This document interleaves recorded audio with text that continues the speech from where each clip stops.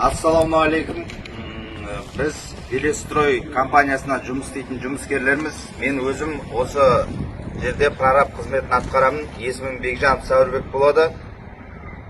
Біз Ленинград облысы, Санкт-Петербург қаласы Услуга деген елді мекеніндеміз. Жұмыс жасаймыз. Бұл жерде бытовой төбелес болған жаппай Қазақстан азаматтары мен осы жердегі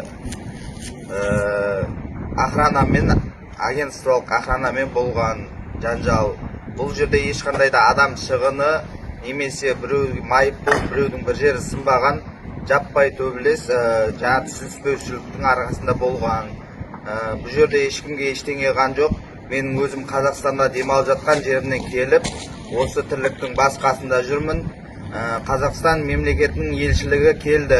Дмитрий Михно мырза мен Арман мырза келіп, консулығы, Санкт-Петербургта консулы келіп, бүкіл адамдар келіп, жаңағы үкіметтің адамдары да, МВД-да бәрі жұмыс жасап жатыр, бәрі заң аясында болып жатыр.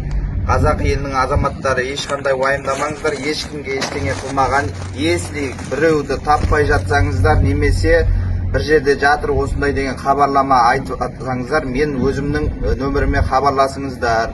Мен өзімнің контактымды қалдырамын. Консулмен, Қазақстан елшілігімен күнде хабарламада отырмыз, хабарласып отырмыз. Ешкімге ештеңе ған жоқ. Уайымдамаңыздар. Бәріміздің жағдайымыз жақсы. Барлығы заң түрінде қаралып жатыр. Ассаламу алейкум.